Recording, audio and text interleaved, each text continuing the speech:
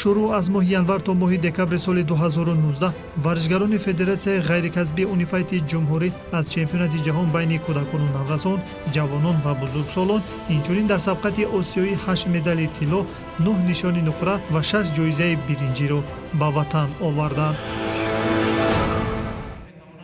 чуноне ки дар паёми навбатии президенти ҷумҳурии Тоҷикистон ба Маҷлиси Олии Ҷумҳурии Тоҷикистон ироа гардид, ҳукумати кишвар барои ҷавонон тавассути оммавигардонии варзиш, таблиғи тарзи ҳаёти солим ва омодасозии варзишгарони касбӣ аз ҳамаи имкониятҳо истифода мекунад. имрӯз дар кишвар 10 000 иншооти варзиш фаъолият дошта, таи солҳои 2011-2018 қариб 2200 иншооти соҳаи варзиш бунёд ва 1059 иншоот таъмиру таҷдид гардидааст. дар соли 2019 358 иншооти варзиш аз ҷумла зиёда аз 200 иншоот дар пойтахти кишвар сохта шудааст. дар ноҳияи рӯдакӣ низ солҳои охир бунёди маҷмӯаву иншооти варзишӣ вусъати тоза пайдо кардааст. яке аз ин маркази солимгардонии варзишии деҳаи обчакорон мебошад ки аз сохта ва мавриди истифода қарор ёфтанаш он қадар вақте зиёд сипарӣ нашудааст. маркази солимгардонӣ мутобиқ ба талаботи имрӯза сохта шуда дар он имкони ташкил намудани мусобиқаҳои сатҳи ҷумҳуравӣ ва байналмилалиро дорад. илова бар ин дар маркази солимгардонӣ барои кӯдакону наврасон ва ҷавонони ноҳия якчанд маҳфилҳои варзишӣ роҳандозӣ карда шудааст. яке аз навъҳое ки бештар кӯдакону наврасон таваҷҷӯҳ доранд муҳорибаи ғайрикасбии Унифайт аст. мусобиқаи муҳорибаи ғайрикасбии Унифайт дар маркази солимгардонии варзишии деҳаи обчакорони ноҳияи рӯдакӣ баргузор шуд. сабқат дар нави классикӣ ташкил гардид. дар қувваозмоии классикӣ истифодаи тарзу усулҳо маҳдуд нест, яъне варзишгар имкон дорад ки аз карате, бокс, кикбоксинг, гӯштин ва ғайраҳо самаранок истифода намояд. хотиррасон мекунем ки намуди Унифайт дар ноҳия беш аз 5 сол аст ки амал мекунад. дар ноҳия сафи ихлосмандон ба 150 нафар мерасад. Унифайтро дар ноҳияи рӯдакӣ мураббӣ Зокир Умадқулов ташкил намудааст. дар мусобиқаи мо дар ноҳияи рӯдакӣ аз шаҳри Турсунзода ва аз шаҳри Душанбе меҳмонҳо иштирок карда истоданд. аз ноҳияи рӯдакӣ 80 нафар варзишгар, аз шаҳри Душанбе 23 нафар ва аз шаҳри Турсунзода 35 нафар варзишгар иштирок карда истодааст. албатта шумо дуруст хаҳед кардед. мақсади гузарондани ин мусобиқа турнири кушоди ноҳияи рӯдакӣ дар он аст ки мо аз байни на ин ки варзишгарони шаҳри Душанбе, чӣ қадар шумо шоҳид ҳастед, варзишгарони ноҳияи рӯдакӣ яъне дар намуди Унифайти ғайрикасбӣ бисёр фаъол ҳастанд ва дар мусобиқаҳои ҷумҳуриявӣ бисёр фаъолона иштирок мекунанд. мо хостем ки як мусобиқаи турнири кушоди ноҳияи рӯдакиро баргузор гардонем ки то ки аз байни инҳо мо тавонем ки беҳтаринҳоро ба дастаи якачини ҷумҳурӣ ворид созем, то ки дар мусобиқаҳои берун аз ҷумҳур рафта парчами ҷумҳури Тоҷикистонро баланд бардоранд. дар соли 2019 дастпарварони ноҳияи рӯдакӣ бештар дар мусобиқаҳои дохил ширкат варзиданд. алалхусус ҳунарнамои эшон дар сабқати ҷумҳуравӣ шоистаи таҳсин аст. яке аз варзишгари фаъоли ноҳия Муҳаммадҷон Ҳидоятов мебошад. натиҷаҳои назараси мавсуф боис шуда то аз ҷониби Федератсияи ғайрикасбии Унифайти ҷумҳурӣ ба унвони номзад ба устоди варзиш қадрдонӣ гардад.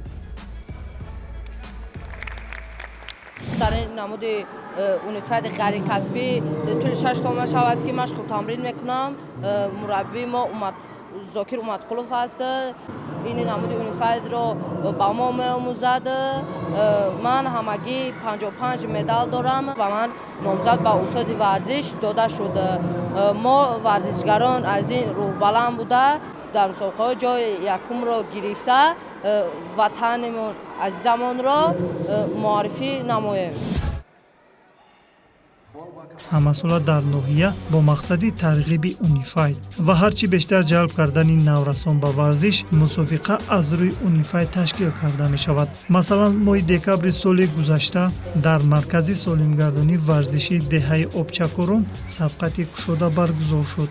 яке аз варзишгари фаъоли ноҳияи рӯдакӣ Аслиддини Баҳриддин мебошад. вай соли гузашта дар сабқати кушодаи ноҳияи рӯдакӣ аз рӯи вазни 30 килограмм унвони қаҳрамониро касб кард. ҳамзамон Аслиддин дар мусобиқаи ҷумҳуравӣ низ чемпион шуда буд. натиҷаи аз ҳама баландро дар сабқати бози шаҳри Тошкан нишон додааст, вале дар сабқати имсолаи ноҳиявӣ натиҷаҳои қаблиро такрор карда натавонист.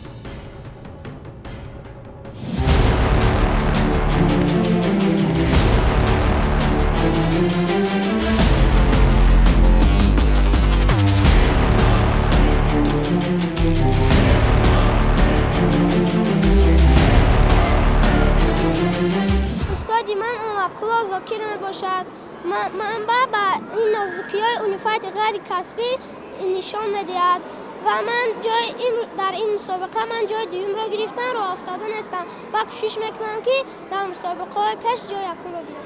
من ایوب ولی در این مسابقه دو رقیب داشتم و هر دو آنها را مغلوب کردم، سزاوار جای اول شدم. من میخوام در آینده چمپیون جهان شوم.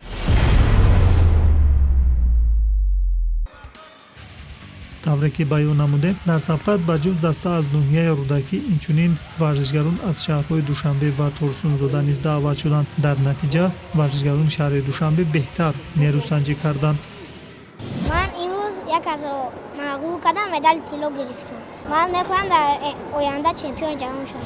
امروز من دو کس را شکست دادم جای یکم گرفتم. дар сабқати бози ноҳияи рӯдакӣ ашхосе низ ширкат варзиданд ки аллакай шарафи варзиши тоҷикро дар арсаи ҷаҳонӣ ҳимоя карданд. яке аз инҳо Толибҷон Раҷабов мебошад. Толибҷон соли 2018 дар мусобиқаи ҷаҳонӣ ширкат варзида буд. номбурда аз сабқати барунмарзӣ медали биринҷиро ба Тоҷикистон овард. дар мусобиқаи ноҳиявӣ дар иҷрои сабку усулҳои Унифайт нисбат ба рақибаш як сару гардан боло буд. در این مسابقه سزای جای یکم گشتم. من دو رقیب داشتم. یکم رقیبم را با حساب 11 و 10 مغلوب کردم. دوم رقیبم را با نکاوت مغلوب کردم و من سزای جای یکم گشتم. و من میخواهم که در دیگر مسابقه ها اشتراک کرده جای یکم را گرفته و در آینده چمپیون جهان بشوم. зиёдулло назирматов ҳам ба амсоли Толибҷон дар мусобиқаи ҷаҳонӣ нерӯсанҷӣ кардааст, вале зиёдулло дар муқоиса ба нишондоди Толибҷон натиҷаи беҳтар манзур намуда буд. аниқтараш вай ҷои дуюмро ишғол намуд. дар мусобиқаи кушодаи ноҳияи рӯдакӣ дар вохӯрии финалӣ Аслиддини Баҳриддинро шикаст додааст. در این تورنیر کشاد اونیفایت که در ناحیه رودکی برگزار شد اشتراک کردم و سزاوار جای اول گشتم. من 3 رقیب داشتم. رقیب‌های من پرزور بودند اما من به این نگاه نکرده آنها را مغلوب کردم و سزاوار جای اول گشتم و من میخواهم که در آینده با چمپیون جهان روم و پرچم تاجیکستان را بلند بردارم. воқеан дар тарбия ва рушди тоза гирифтани намудҳои варзиш саҳми мураббиён назаррас аст, чаро ки танҳо ӯ имкон дорад то варзишгарони лаёқатмандро ба воя расонад дар сурате агар дар кораш масъулият дошта бошад. тавре ки ба мушоҳида расид, қисми зиёди ширкаткунандагонро кӯдакону наврасон ташкил дод. албатта барои ворид кардани онон ба ҷаҳони варзиш аз мураббӣ пеш аз ҳама меҳнати зиёд ва таҳаммулгароиро тақозо медорад. бо мақсади тарғиби Унифайт миёни кӯдакон федератсия мусобиқаҳоро мунтазам доир менамояд.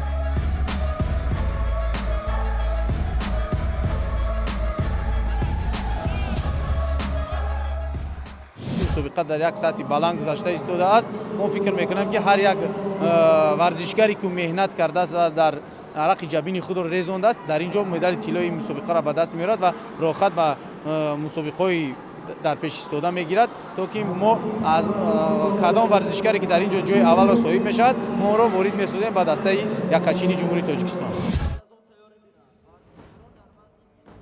лозим ба ёдоварист ки дастпарварони Федератсияи ғайрикасбии Унифайти ҷумҳурӣ дар соли 2019 бештар дар мусобиқаҳои ҷаҳонӣ байни кӯдакону наврасон, ҷавонон ва бузургсолон натиҷаи назаррас манзур карданд. аз ноҳияи рӯдакӣ бошад то ҳол варзишгарон қувваашонро дар мусобиқаҳои барунмарзӣ насанҷидаанд. яке аз варзишгари фаъоли ноҳия ки борҳо дар мусобиқаҳои шаҳрӣ ва ҷумҳуравӣ ширкат варзидааст, Ислом Одилов мебошад. ӯ машқу тамринро аз мураббӣ Зокир Умадқулов оғоз кардааст. мавсуф дар сабқати мазкур масъулияти бештар дошт. аниқтараш довар буду ҳунарнамоии варзишгарони хурдсолро натиҷагирӣ мекард.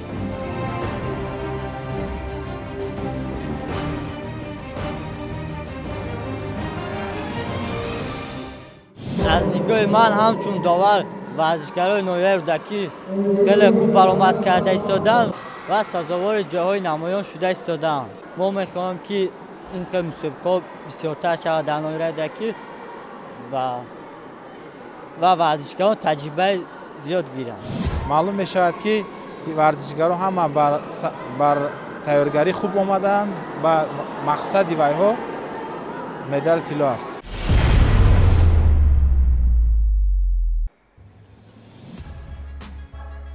тавре ки маълум шуд дар ноҳияи рӯдакӣ нави муҳорибаи ғайрикасбӣ Унифайт беш аз 5 сол аст ки амал мекунад. Дар ноҳия сафи ихлосмандон ба 100 нафар мерасад. Унифайтро дар ноҳия Зокир Умадқулов ташкил намуд. худи Зокир Умадқулов машқу тамринҳоро аз бокс оғоз кардааст. Номбурда дар фаъолияти варзишгариаш дар якчанд мусобиқаҳо иштирок карда муваффақ шуд. баъдан ба муҳорибаи Унифайт гузашт. соли 2014 барои ӯ соли бобарор буд, чунки бори нахуст чемпионати Осиё оид ба Унифайт дар Тоҷикистон баргузор шуд ва мансуб ба узви дастаи мунтахаби кишвар шомил гашт. дар мусобиқаи осиёӣ дар вохӯрии финалӣ бо намоянда аз Эрон мубориза бурда сазовори зинаи дуюм гашт. хотиррасон мекунем ки дар чемпионати кушодаи Осиё дастаҳо аз Эрон, Ӯзбекистон, Туркманистон, Русия, Қазоқистон ширкат варзиданд ва аксарият зинаҳои ифтихорӣ насиби муҳорибачиёни тоҷик гардид.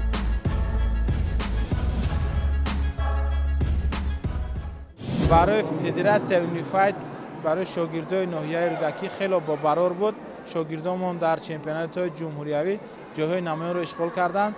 соли 2020 мо кӯшиш мекунем ки шогирдои мо аз ноҳияи рӯдакӣ дар чемпионатҳои Осиё ва чемпионатҳои ҷаҳон иштирок кунанд ва натиҷаҳои баланд нишон диҳам ва парчамбардои Тоҷикистон бошанд.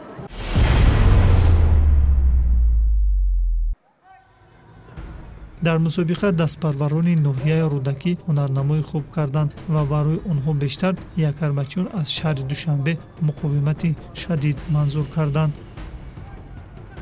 ман Маҳдизода Иброҳим, ман дар ин намуди варзиш 2 сол машқ мекунам. ман 7 медал дорам. 4 тоаш якум, 3 тоаш дуюм. ба муаллими худ ташаккур мекунам ки манро дар ин соҳаи варзиш дарс додааст. ман дар ин мусобиқа дар ноҳияи рӯдакӣ оид ба Унифайт 3 нафарро мағлуб кардам ва тавонистам сазовори ҷойи аввал гардам. ман мехоҳам дар оянда дар мусобиқаҳои байналмилалӣ иштирок намоям ва парчами Тоҷикистонро бардорам.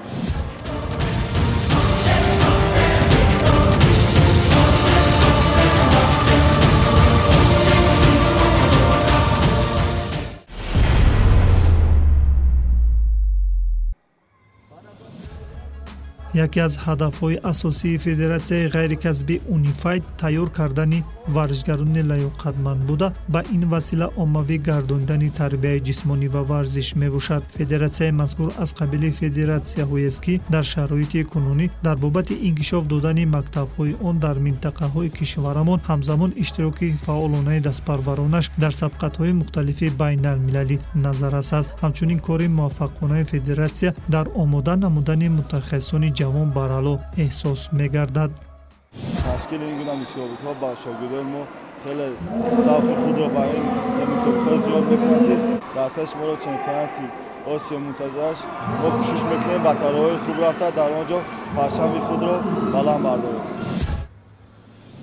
варзиш дар ҳаёти ҳар инсон ҳамеша аҳамияти аввалин дараҷаро дорад, зеро марбут ба асоси мавҷудияти инсон саломатист. имрӯза низ дар ҳаёти ҷамъиятӣ ва сиёсии кишварамон варзиш ва тарбияи ҷисмонӣ дар сафи пеш меистад, зеро на фақат аҳамияти тандурустӣ дорад, балки дар қатори ҷиддитарин масъалаҳои мубрами рӯз мақом пайдо кардааст ва дар баъзе мавридҳо варзиш ва дастовардҳои варзишӣ ба эътибору обрӯи байналмилалии кишварҳо маъруфияти онҳо бетаъсир нест ва дар қатори дастовардҳои миллии як халқ, як кишвар он миллату кишварро дар арсаи ҷаҳонӣ муаррифӣ мекунад. ҳеҷ ка гуфта наметавонад ки то ахир ин ҷанбас маълум мекунад ки кадом ноҳия ё шаҳр дар як сатҳи баланд тавонист ки дар ин мусобиқа фаъолона иштирок кунад. дар вақте ки ҳозир мо мушоҳида карда истодаем, ҳамаи варзишгарои ноҳиё ҳам шаҳри Душанбе бисёр фаъолона иштирок карда истоданд. инҷо ки ҷанбасти мусобиқа нест, мо гуфта наметавонем ки ҳозир дар кадом зина метавонад ки кадом зинаро ба даст биёрад.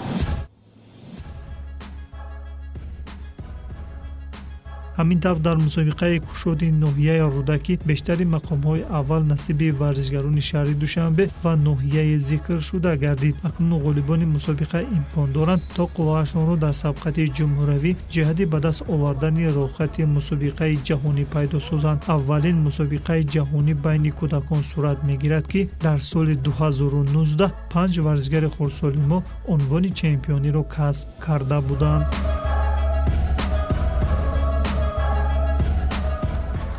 соли 2020 аллакай дар конгресси байналмилалӣ мусобиқаҳои байналмилалӣ мо аллакай ба мо ворид шудааст. мо аллакай дидем ки дар чанд мусобиқаҳои берун зиёда аз 7-8 мусобиқаи байналмилалӣ аз ҷумҳур берун аст. мо аз ҳозир ҳаракат карда истодаем ки ин варзишгарои беҳтаринро ба дастаи якачин ворид созем ва дар мусобиқаҳои соли 2020 парчами ҷумҳури Тоҷикистонро баланд бардошта тавонем.